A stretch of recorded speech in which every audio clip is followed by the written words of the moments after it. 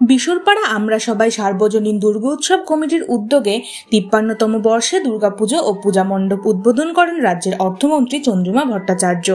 উপস্থিত ছিলেন উত্তর দমদম পৌরসভার পৌরপ্রধান বিধান বিশ্বাস, বিশরপাড়া টাউন তৃণমূল কংগ্রেসের সভাপতি দেবাশিস ঘোষ, উত্তর দমদম পৌরসভা ২ নম্বর ওয়ার্ডের পৌরমাতা রীতা অধিকারী, পুজো কমিটির প্রধান পৃষ্ঠপোষক উত্তম অধিকারী সহ ক্লাবের সমস্ত সদস্যা ও উত্তর দমদম পৌরসভার বিভিন্ন ওয়ার্ডের পৌরপিতা পৌরমাতাগণ।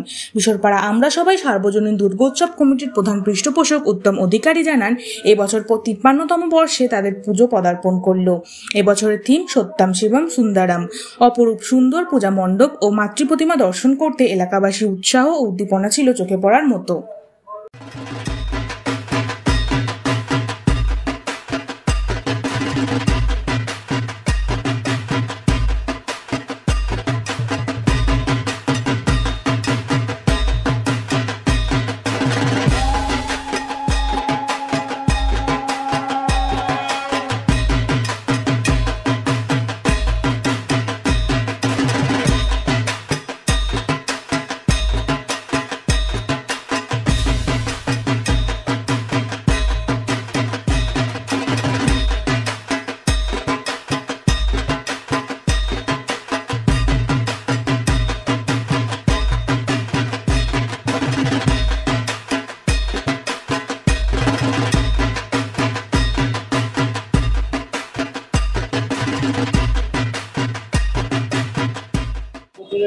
এবছরও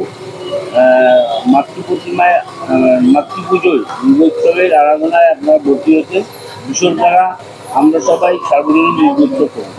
এবছরের থিম কি আছে আপনার? এবছরে আমাদের ভাবনা হচ্ছে সত্যম শিবম সুন্দরম। এবার এই মণ্ডপ সজ্জায় কি আছে? আমাদের মণ্ডপ সজ্জায় শিবা বিশ্বাস, আমাদের গিরিশ পার্কের শিল্পী। আমরা এবছর বাংলার কুটির শিল্পকে তুলে ধরার জন্য আমাদের এবছরের মণ্ডপ সাধারণত বাঁশের চটা, কাগজ এবং কাপড় ও রঙের মধ্য দিয়েই ফুটিয়ে তুলেছি। এই বছরের ভাবনা আমাদের সত্যম শিবম সুন্দরম। বাংলা তথা সারা বিশ্বব্যাপী ৫৩তম বর্ষের শারদ উৎসব এবছর। তা আমরা এবছর ভাবনা চিন্তা করেছি যে সারা বিশ্বব্যাপী নারী শক্তির প্রতি যে অত্যাচার, সে অত্যাচারের বিরুদ্ধে পুরুষদের আগিয়ে আসতে হবে এবং পুরুষরাই রক্ষা করতে পারে নারী শক্তিকে। তাই বাবা মহেশ্বরকে আমরা মণ্ডপের সামনে রেখেছি এবং মাকে ভেতরে অধিষ্ঠান করেছি, যাতে মহেশ্বরের মধ্য দিয়ে আমরা সারা পুরুষ সমাজকে বার্তা দিতে চাই যে নারী শক্তিকে যাতে আগামী দিনে আরো রক্ষা করা যায় সেদিকে নজর দেওয়ার জন্য। এবছরের মাতৃপ্রতিমা ওই শিল্পী শিবা বিশ্বাসী আমাদের মাতৃপ্রতিমা মণ্ডপ টোটালটাই আমরা এবছর বাঁশের চটা এবং কাগজ এইসব দিয়ে তৈরি হয়েছে। মাতৃপ্রতিমাও বাঁশের চটা কাগজ দিয়ে তৈরি, আপনারা দেখতে পাচ্ছেন।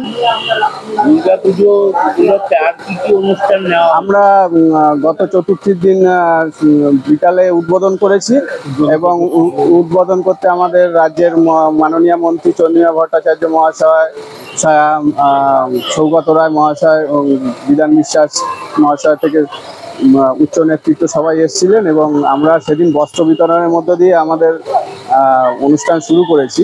আরও সামাজিক বিভিন্ন রকম অনুষ্ঠান আমরা এই পুজো চলাকালীন করব, সেগুলো ধীরে ধীরে আমরা চালিয়ে যাব।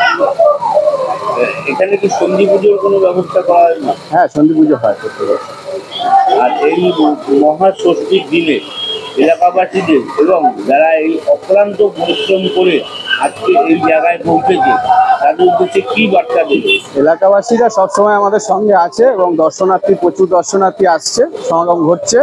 তাদেরও বলবো যে সুশৃঙ্খলভাবে আমাদের এই মণ্ডপ দর্শন করুন, প্রতিমা দর্শন করুন এবং যাতে আগামী দিনে আমাদের পাশে সবাই এইভাবেই থাকে সেই জন্য তাদেরকে কৃতজ্ঞতা ও অভিনন্দন জানাই এবং সকলকে আহ্বান জানাই আগামী দিনেও আমাদের সঙ্গে এইভাবেই থাকবে। কাছে কামনা করি এবছর সারা বছরই মা যেন সবার মঙ্গল করেন।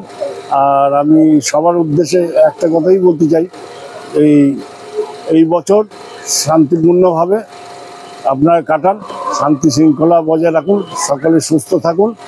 আগামী বছরও আমরা নতুন থিমের দিকে চিন্তা ভাবনা করছি। অক্লান্ত ক্লাব সদস্যের পরিশ্রমে আমরা প্রতি বছরে নতুন নতুন কিছু প্যান্ডেল বা মাতৃ প্রতিমা উপস্থাপনা করতে চাই। আগামী বছরও নতুন থিম করব এবং এলাকার জনগণও অস্বাভাবিক আমাদের সহযোগিতা করেন, কেউ অর্থ, কেউ বিজ্ঞাপন, কেউ শারীরিক পরিশ্রম করে এই ছোট পুজোটিকে আস্তে আস্তে কলকাতার অঞ্চলের মধ্যেও যাতে ভালো মাত্রা পায় সেদিকেই আমাদের চিন্তা ভাবনা। সর্বোপরি সকলের সুস্থ শরীর কামনা করে আমি আমার বক্তব্য শেষ করি। আপনার মণ্ডপে পুজো উদ্বোধন করতে এসে রাজ্যের মন্ত্রী চন্দ্রিমা ভট্টাচার্য বহুতই প্রশংসা করেছেন এই মণ্ডপ এবং উনিও প্রশংসা করেছেন, সাংসদ সৌগতা রায় তিনিও করেছেন। সর্বোপরি আমাদের সারাক্ষণের সাথী উত্তর দমদম পৌরসভার সিআইসি দেবাশিস ঘোষও তিনিও আমাদের পূজার সাথে আন্তরিকভাবে যুক্ত আছেন। আশা করি এবং আমি ধন্যবাদ জানাই উত্তর দমদম পৌরসভা চেয়ারম্যানও ওই দিন উপস্থিত ছিলেন এবং পুলিশ প্রশাসন, তাদেরকেও আমি ধন্যবাদ জানাই। সকলের সহযোগিতা ছাড়া আমরা বোধহয় ধীরে ধীরে এই পূজাটাকে এতটা বড় করতে পারতাম না। আশা রাখছি আগামী বছর ধীরে ধীরে আরও বড় পুজো করে কলকাতা অঞ্চলের মধ্যেই জেলাতেও পুজো করতে পারে তা আমরা নিদর্শন রাখতে চাই।